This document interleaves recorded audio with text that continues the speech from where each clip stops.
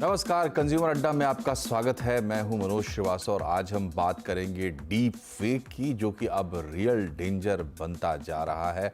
जो समय समय पर चीज़ें हमारे सामने आ रही है, अब जैसे सचिन तेंदुलकर का फेक वीडियो बनाकर लोगों ने चला दिया और उसमें एक कंपनी का वो ऐड कर रहे थे, गेमिंग कंपनी का, या इस तरीके से अगर इस्तेमाल होता है तो ये बड़ी ही अजीब सी चुनौती हमारे सामने आने वाली है।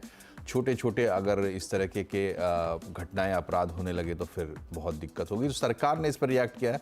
सरकार ने कहा है कि हम इस पर बहुत जल्दी कानून लेकर आएंगे। सचिन ने ट्वीट किया था, उस पर आईटी के राज्य मंत्री जो हैं उन्होंने रिएक्ट किया है। उन्होंने कहा है कि जो हमारे आईटी कानून है उसमें डीप फेक के खिलाफ भी प्रावधान है और हम इसको नोटिफाई करेंगे और इन कानूनों का पालन करना सबके लिए अनिवार्य होगा। जो नहीं करेगा वो उस पर दंड लगेगा, सजा उसको भुगतना पड़ेगा। इससे पहले भी सरकार ने गाइडलाइंस जारी की थी, जिसमें सोशल मीडिया प्लेटफॉर्म्स पर जिम्मेदारी डाली थी कि आपके यहाँ अगर कोई चीज़ आती है तो आप उसको हटाएं। अगर आपको कोई रिपोर्ट मिलती है तो आप उस रिपोर्ट पर रिएक्ट करें 36 घंटे के अंदर, और इस तरह की तमाम बातें की गई थी। तो हम चर्चा करेंगे कि डीप फेक जैसे प्रॉब्लम से निपटने के लिए नियम कानून कितने सक्षम है और उसके बाद और क्या क्या चीज़ हमें मिलानी चाहिए ताकि हम इस मिनास से बच पाएँ। पहले आपका परिचय कराते हैं अपने मेहमानों के साथ। हमारे साथ हैं भारत जीपीटी, आपने नाम सुना होगा, हमने भी प्रोग्राम किया था। ये भारत जीपीटी को रोवर एआई कंपनी है जिसने भारत जीपीटी बनाई है। उसके वाइस प्रेसिडेंट विकास त्रिपाठी हमारे साथ है। सिक्योर टेक के को फाउंडर और सीईओ पंकित देसाई हमारे साथ है। और केजे सोमैया इंस्टीट्यूट में डेटा साइंस और टेक्नोलॉजी की प्रोफेसर मयूरा नागर भी हमारे साथ हैं। आप तीनों का बहुत बहुत स्वागत है। पंकित, पहला सवाल आपसे है कि सरकार ने जो रिएक्ट किया है वो अपनी जगह हमें बहुत वैलिड नज़र आता है कि भाई जो कानून है उसके जो प्रावधान है उसको हम नोटिफाई करेंगे और सख्ती से लागू करवाएंगे। लेकिन क्या इस मिनास का यही उपाय है, कानून से इसको रोकना, या फिर इसमें और भी बहुत कुछ जोड़ने की जरूरत पड़ेगी?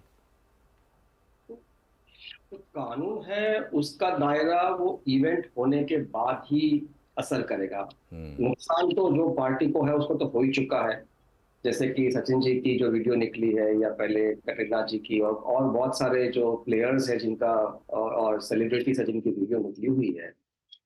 तो कानून में तो सिर्फ एक ही है कि आप वो साइट को कहे कि आप उसे निकाल दीजिएगा, और उसके बाद वो शायद देखी ना जाए। पर इस दौरान जो नुकसान जिस व्यक्ति को या जिस कंपनी को हो रहा है वो तो भरपाई नहीं हो सकता। तो मेरे हिसाब से जैसे ये एआई की यूसेज बढ़ती जाती है, एक जिम्मेवारी कंपनीज की ये भी बननी चाहिए और टेक्नोलॉजी का इस्तेमाल इस तरह से करना चाहिए कि जब कोई कंटेंट अपलोड होता है तो रिवर्स इंजीनियरिंग या कोई और कैपेबिलिटी के तहत मालूम चले कि ये जेन्युइनली क्रिएटेड कंटेंट है या डीप फेक या एआई को यूज करके, ये टेक्नोलॉजी यूज करके इस कंटेंट को अपलोड किया गया है। तो लॉ एक जगह है, उसको अपना काम करना पड़ेगा as a deterrent, but technologies companies को भी एक कोई नई टेक्नोलॉजी बनानी पड़ेगी जो इसे पहले ही प्रिवेंट करते ताकि वो कंटेंट अपलोड ही ना हो पहली इन द फर्स्ट प्लेस। जी, तो टेक्नोलॉजी से टेक्नोलॉजी पर कंट्रोल करना होगा, ये एक कॉन्सेप्ट के तौर पर बात हमें समझ में आ रही है, लेकिन ये इम्प्लीमेंट कैसे होगा, कौन करेगा? विकास जी, क्या आप इस बात से इत्तेफाक रखते हैं कि अब टेक्नोलॉजी को टेक्नोलॉजी के ज़रिए कंट्रोल करना चाहिए, और अगर करना चाहिए तो इसकी जिम्मेदारी कौन लेगा, कैसे बनेगा? क्या रेगुलेटर बनेगा? सरकार को बीच में आना चाहिए? कैसे होगा ये मैनेजमेंट? जी बिल्कुल, मुझे लगता है कि हाल ही में जैसा हमने सुना कि सरकार काफ़ी कोशिशें कर रही है ऐसे लॉज रेगुलेशंस लाने के लिए कि हमारा जो प्लेटफॉर्म्स पर जो मिसयूज़ हो रहा है एआई का, डीप फेक्स बनाने का, इस पर कैसे नई पॉलिसीज़ लागू की जाए। सरकार ने हाल ही में कुछ मीटिंग्स की जहाँ पे ईओआई भी रिलीज़ किया गया है, कैसे प्लेटफॉर्म्स अपने ही लेवल पर इंटेग्रिटी को मेंटेन कर सकते हैं और कैसे कंटेंट को और बेहतर बना सकते हैं कि हम लोग उससे गुमराह ना हो और उसका मिसयूज ना हो, किसी की छवि खराब ना की जाए। तो जिस तरीके से हमारे सीईओ अंकुश सब्रवाल जी ने भी पहले कहा है कि जिस तरीके से हमारे पास आईएसओ होता है, आईएसआई सर्टिफिकेशन होता है, उस तरह कंटेंट पर भी कुछ ना कुछ इंटेग्रिटी सर्टिफिकेशन होना चाहिए। अपलोड करने से पहले ही हमारे सिस्टम्स को पता हो जाना चाहिए कि ये कंटेंट एआई जनरेटेड है या इसमें डीप फेक है। तो ऐसी कुछ तकनीक का इस्तेमाल करके हम इसके अपलोड से पहले ही इन चीज़ों को रोक सकते हैं। हालांकि इस पे बहुत कुछ कहा नहीं जा सकता क्योंकि ये अभी भी प्रोसेस में है, और हो सकता है कि इसको लागू करने में और इसको असर में आने में थोड़ा समय लगे। लेकिन ये कोशिशें जारी हैं और सरकार साथ ही में इस पे काम कर रही है, और ईओआई रिलीज कर ही दिया गया है जैसा कि मैंने आपको बताया। तो ये कुछ चीजें हैं जो हो सकता है कि आने वाले समय में डीप फेक पर काबू पाने में कुछ मदद करें।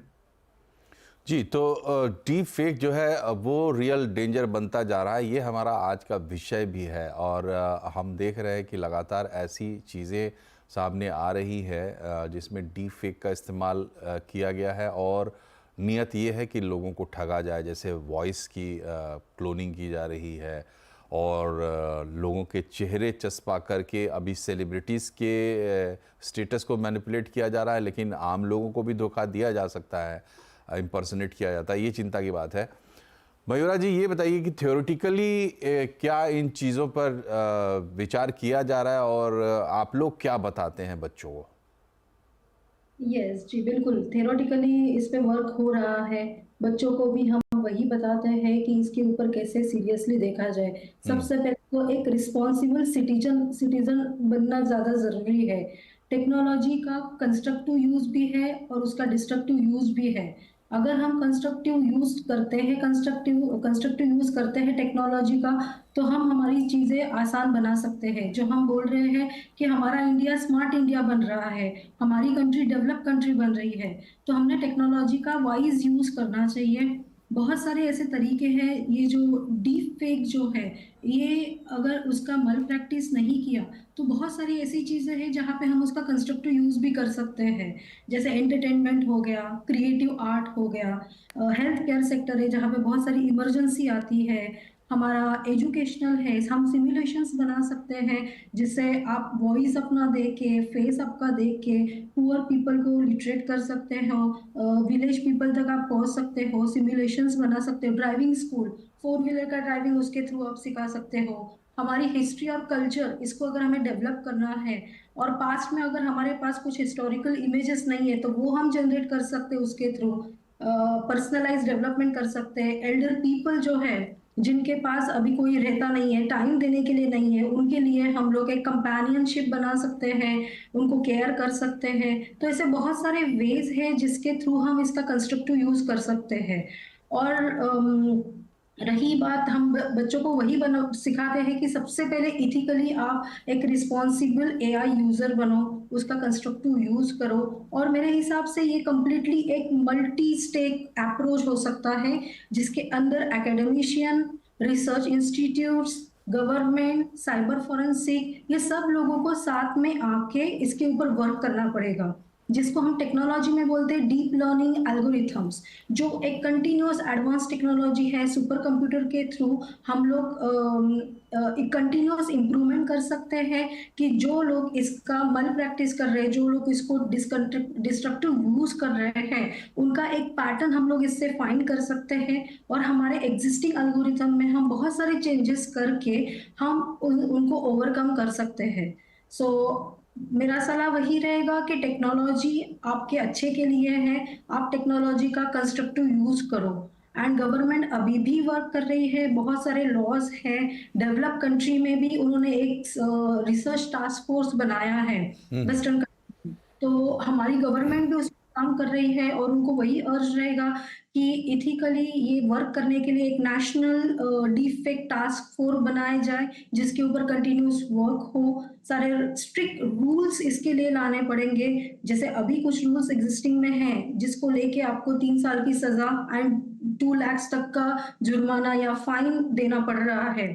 पर अगर जैसे सर ने बताया कि कोई चीज अपलोड होने के पहले ही पता चल जाए कि ये फेक है, तो उसके ऊपर पूरा कंट्रोल कर सकते हैं। जी। और मेरा और ज्यादा प्रोमिनेंटली मानना है कि यूजर्स को मोर अवेयर होने की ज्यादा जरूरी है, जिसको हम लोग बोलते हैं या हम कर सकते हैं पब्लिक अवेयरनेस कैंपेन। जी जी। मेरे कुछ ऐसे टेक्निक्स है जिसके थ्रू हम बता सकते हैं यूजर्स को कि आप थोड़ा टाइम दोगे वो वीडियो को तो आप समझ पाओगे कि ये डिफेक्ट वीडियो है कि ओरिजिनल वीडियो है। जी जी।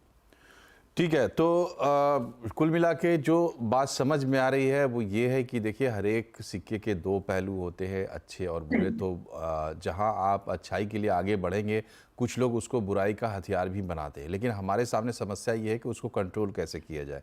एक तो गवर्नेंस के लेवल पे सरकार कानून से कंट्रोल कर सकती है। क्या कोई रेगुलेटर वगैरह एआई को लेकर पूरी दुनिया में डिस्कशन चल रहा है। लेकिन पंकज जी, ये बताइए, क्या जैसे कि हम वायरस के बारे में हम देखते हैं कि वायरस या मालवेयर के लिए एंटीवायरस प्रोडक्ट्स हैं मार्केट में, एंटी मालवेयर प्रोडक्ट्स हैं जिनका हम इस्तेमाल करते हैं, तो क्या हम उम्मीद करें कि एआई के मिसयूज से बचाने के लिए भी कुछ प्रोडक्ट्स आने वाले दिन में हमें देखने को मिलेंगे या आ रहे हैं?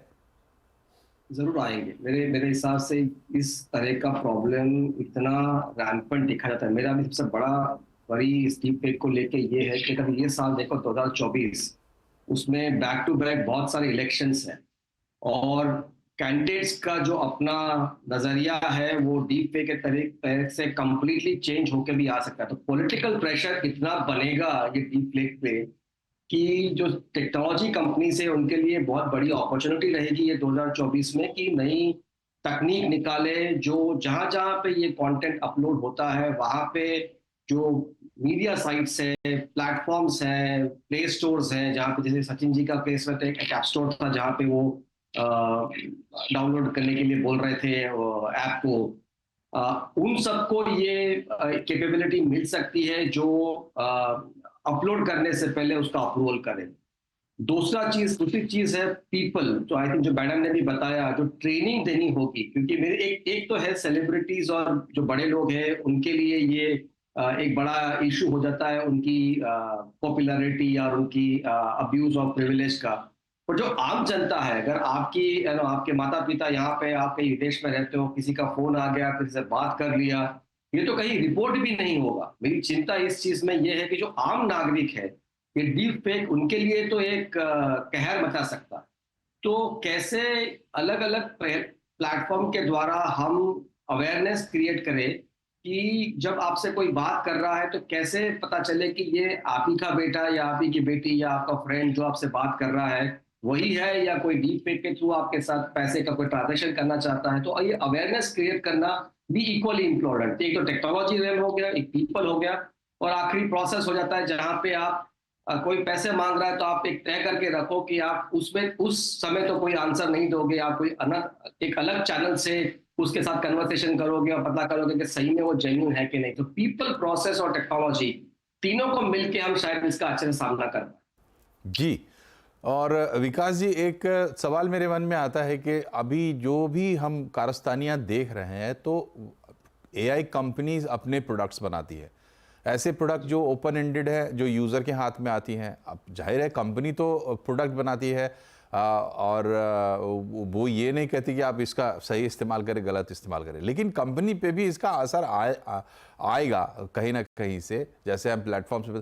तो कंपनी अपने तरफ से कंपनियां क्या सोच रही है इसको लेकर कि जो प्रोडक्ट्स हम दे रहे हैं, खास करके जो ऐसे यूजेबल प्रोडक्ट्स दे रहे हैं जो जिसको आम यूज़र इस्तेमाल करता है, तो कैसे उस पर कुछ उसको साफ सुथरा रखा जाए या आपके ऊपर चीज़ें ना आए? जी, मैं इसमें कहना चाहूँगा कि कंपनीज के ऊपर काफ़ी बड़ा दायित्व आ जाता है, और एल्गोरिदम की फेयरनेस यहाँ बहुत ही अहम मुद्दा है। एल्गोरिदम की फेयरनेस होनी चाहिए जिससे हम प्लेटफॉर्म या प्रोडक्ट लेवल पे सुनिश्चित कर पाएँ कि कोई भी ऐसा कंटेंट जो किसी की छवि को धूमिल कर रहा है या खराब कर रहा है, ऐसा कंटेंट जनरेट ना हो और ऐसा कंटेंट लोग अपलोड ना करें। दूसरी चीज़ मैं कहना चाहता हूँ कि ऐसे फ्रेमवर्क्स इस जगह पे काम आएंगे जो एथिकल हैं, जो इसमें अंतर कर पाएँ कि क्या सही और क्या गलत है। तो ये एज अ प्रोडक्ट लेवल पे हमको इम्प्लीमेंट करना चाहिए, और हम करते भी हैं। जो चीज़ें हो पाती हैं, जैसे एडल्ट कंटेंट को हम ब्लॉक करते हैं मोस्टली अपने टेक्स्ट बेस्ड एआई टूल्स में और प्लेटफॉर्म्स में। तो ऐसी चीज़ें हम शामिल कर रहे हैं, लेकिन इसमें बहुत कुछ अभी नहीं कहा जा सकता, क्योंकि अभी भी काफ़ी कोशिशें चल रही कि डीप फेक और ये सब चीज़ें जो हमारे साथ आए दिन ये नए जो इश्यूज क्रिएट हो रहे हैं, इनको कैसे हम रिजॉल्व कर पाएं। लेकिन मैं ये कहना चाहता हूँ कि बहुत ज़्यादा बड़ा रोल इसमें यूज़र, हमारी एंड ऑडियंस का आ जाता है, जो इस कंटेंट को इस्तेमाल कर रही है। उसको ये ध्यान देना चाहिए कि हर एक चीज़ पे भरोसा ना करे। ट्रस्ट अलग चीज़ है, बट ट्रस्ट और वेरीफाई नाम का एक तरीका है, एक स्ट्रेटजी है जिसको अपनानी चाहिए। तो ट्रस्ट हर चीज़ पे नहीं करना है, पहले उसको वेरीफाई करें कि क्या जो आप देख रहे हैं वो सच है। ठीक है। हालांकि या अभी भी मार्केट में ऐसे टूल्स प्लेटफॉर्म्स अवेलेबल हैं जो ये चीज़ डिकोड करते हैं, लेकिन 100% नहीं कहा जा सकता कि ये सब चीजें सही से काम कर रही हैं। जी तो यूजर की सूझबूझ ही मैं कहता हूँ कि सबसे ज्यादा महत्वपूर्ण है यहाँ पर। और एथिक्स का सवाल हमेशा उठता है जब से इंसान ने तरक्की करना शुरू किया है। किचन में जो आप एक चाकू रखते हैं सब्ज़ी काटने के लिए, उसी चाकू से किसी का मर्डर भी हो सकता है। लेकिन मतलब हम देखते हैं कि इन तमाम चीज़ों को हम किस तरीके से मैनेज करते हैं, तो इसको भी करेंगे। एक बात मेरे मन में आती है कि जैसे अगर आप एआई से कोई चीज़ जनरेट करते हैं तो ऐसा लगता है मन के किसी कोने में कि इसका क्रेडिट जो है वो एआई को देना चाहिए, कम से कम ये बताना चाहिए कि इसमें एआई का हेल्प मैंने लिया है। और कई ऐसे सॉफ्टवेयर्स हैं, कई ऐसे एआई प्लेटफॉर्म्स हैं जहाँ से जब आप कंटेंट जनरेट करते हैं तो उस पर ये डिस्क्लेमर अपने आप आ जाता है वाटरमार्क के तौर पर, या इस तरह की चीज़ें होती है। बहरहाल हम एक छोटे से ब्रेक के लिए यहाँ पर रुक रहे हैं। वापस आएंगे तो यूज़र्स के लिए, एंड यूज़र के लिए कुछ सलाह मांगेंगे अपने एक्सपर्ट से, छोटे से ब्रेक के बाद। आपका स्वागत है कंज्यूमर अड्डा में। आज हम बात कर रहे हैं डीप फेक की, क्योंकि अब ये रियल डेंजर बनता जा रहा है, हमारे बेहद करीब आ रहा है। और हमारे एक पैनलिस्ट ने हमें याद दिलाया कि ये चुनावों का साल है और चुनाव में बहुत ही खतरनाक इस्तेमाल हो सकता है डीप फेक का, किसी भी कैंडिडेट को बदनाम करने के लिए, किसी भी कैंडिडेट को बढ़ा चढ़ाकर पेश करने के लिए। तो यूज़र्स के लिए कुछ सलाह चाहिए। आप पैनलिस्ट से हमारी गुजारिश है कि जवाब थोड़े छोटे रखिएगा। मयूरा जी, क्या सलाह है आपकी एक एंड यूजर के लिए डीप फेक को लेकर? आप अनम्यूट कर ले प्लीज। यूजर्स के लिए मुझे सलाह है कि वो जागरूक बने, वो अपना फैक्ट चेक करे सबसे पहले कि ये ओरिजिनल इमेज, ओरिजिनल वीडियो है कि ये डीप फेक वीडियो है। बहुत सारी ऐसी तकनीक है जिससे वो ये पहचान सकते हैं। डीप फेक वीडियो एआई के थ्रू जो जनरेट होता है उसमें सिर्फ आपके आंखें और लिप्स, इनकी मूवमेंट होती है। अदरवाइज आप देखोगे तो फेशियल एक्सप्रेशंस चेंज नहीं होते हैं, आपके फेस का कोई शैडो उसके ऊपर नहीं आता है। एक पर्टिकुलर शॉर्ट वीडियो जनरेट किया जाएगा एआई के थ्रू। अगर वो ओरिजिनल वीडियो नहीं होगा तो शॉर्ट वीडियो आप पाओगे। आपके ऊपर स्किन के पैचेस नहीं दिखेंगे तो भी आप समझ जाओगे कि ये ओरिजिनल वीडियो नहीं है। और सबसे बेहतरीन तकनीक है कि आप वो वीडियो को स्लो मोशन में देखिए। क्या होता है कि जो वीडियो बनाने वाला है उसने पहले ओरिजिनल फोटो के ऊपर, छवि के ऊपर नई छवि रख दी है, नया फोटो रख दिया है। तो जब आप वो वीडियो को स्लो मोशन में देखते हो तो उसका पहले वाली छवि यानी पहले वाला फोटो आपको इजीली दिखेगा, और फिर ये स्लो मोशन में देखते वक्त नया वाला छवि आपको दिखेगा। तो आपको तुरंत समझ में आएगा कि ये एक मॉर्फ वीडियो है करके। जी, बहुत अच्छी बात, आपने बहुत अच्छी सलाह दी है स्लो मोशन में ये वीडियो को देखने की। पंकित जी, आपसे हम चाहेंगे कि सरकार या अथॉरिटीज़ या रेगुलेटर्स जो भी है उनके लिए क्या सलाह हो सकती है आपकी तरफ से? मैं थोड़ा रिवाइंड करके बताता हूँ। जो इंटरनेट का दौर जब ये शुरू हुआ था और ये पीडोफाइल्स के कंटेंट थी, फिर पॉर्न वीडियोस फॉर किड्स था, कि फिर वायलेंट कंटेंट था, उन्होंने सोशल मीडिया साइट्स की जिंदगी खराब कर दी थी इस तरीके से कि उनको इतना सारा प्रेशर लगाया कि सारी जो बड़ी कंपनियां हैं उन्होंने हजारों लोग लगाए, टेक्नोलॉजी लगाई उस सारा कंटेंट को निकालने के लिए। तो है रेगुलेटरी प्रेशर जो रहेगा वो रहेगा, जो आपकी लॉज है उसको स्ट्रेंथन करो, उसका एनफोर्समेंट करो। जहाँ पे आपको कुछ दिख रहा है तो आप कंप्लेन कर सको और आप रिएक्शन तुरंत दे सकते हो। पर दूसरा है जो कंपनीज है उन पे सख्त से सख्त पेनल्टी लगानी चाहिए कि वो इस एरिया में टेक्नोलॉजी इनोवेशन करें ताकि ये कंटेंट पहले से अपडेट ही नहीं हो, अपलोड ही ना हो। तो ये मेरी गुजारिश यही रहेगी कि इस चीज पे ज्यादा फोकस करें। जो एनफोर्समेंट है वो तो चलता रहेगा। जी, और आखिरी सवाल विकास जी आपसे ये है कि आप कैसे पहचानते हैं, आप भी तो सोशल मीडिया पर रहते होंगे, देखते होंगे, शक आपके मन में कैसे पैदा होता है किसी कंटेंट को लेकर? सबसे पहले मैं कहना चाहूंगा, जिसका भी आप वीडियो देख रहे हैं या कंटेंट कंज्यूम कर रहे हैं, सबसे पहले आप देखेंगे कि वो अपने असल व्यक्तित्व या कैरेक्टर से बिल्कुल अलग होगा। वो नहीं होगा जो जिसको आप पहले से जानते हैं या जिसकी छवि आपने बना रखी है। तो काफी फर्क दिखेगा, क्योंकि अक्सर ये वीडियो किसी ना किसी तरीके से किसी के फायदे के लिए बनाए जाते हैं या लोगों को गुमराह करने के लिए बनाए जाते हैं। तो लोगों की सूझबूझ बहुत ज्यादा महत्वपूर्ण है यहाँ पर, कि आप जिस सेलिब्रिटी या जिस भी हम पॉलिटिशियन कह लें या हम किसी भी मशहूर चेहरे की बात कर लें, उसको आप जानते हैं तो पहले आप उसके असल कैरेक्टर को आप समझते हैं। तो पहले आप उसको देखें कि वो क्या कहने की कोशिश कर रहा है, या उसमें उस वीडियो के जरिए उस तक क्या जानकारी पहुंचाई जा रही है। अगर हम किसी और टूल्स जैसे कि हमारे इंटरनेट पे टूल्स अवेलेबल हैं डिकोड करने के लिए कि क्या कोई चीज वाकई में जनरेटिव एआई या फेशियल टेक्नोलॉजीज की मदद से बनाई गई है, डीप फेक की गई है, तो ऐसे टूल्स का भी सहारा लेके उसको डिकोड किया जा सकता है। तो यहाँ पर बहुत जरूरी है कि लोग अपने ही स्तर से सावधानी बरतें और ऐसी चीजों को फैलाने से बचें, ताकि किसी की छवि को गलत नुकसान ना पहुंच सके। तो शक पैदा होना ज़रूरी है, और शक करने का बुनियादी सिद्धांत ये है कि जो चीज़ है वो कितनी सामान्य आपको लग रही है, और अगर बहुत ज़्यादा असामान्य लग रही है तो तुरंत उस पर विश्वास ना करें। और हमारे तीनों पैनलिस्ट के सुझाव को आगे बढ़ाते हुए मैं आपसे सिर्फ इतनी गुजारिश करना चाहता हूँ कि वर्चुअल वर्ल्ड में आपकी एफिशिएंसी इस बात पर निर्भर करती है, वहाँ आप कितना अच्छा नेविगेट करते हैं या कर सकते हैं, ये इस बात पर निर्भर करता है कि रियल वर्ल्ड का आपका एक्सपोजर कितना है। बिना रियल वर्ल्ड के, रियल एक्सपोजर के वर्चुअल वर्ल्ड में आपके धोखा खाने की चांसेस बहुत ज़्यादा है। आप तीनों मेहमानों का बहुत बहुत शुक्रिया हमसे जुड़ने के लिए और इतनी अच्छी चर्चा करने के लिए। कार्यक्रम में फिलहाल इतना ही। नमस्कार।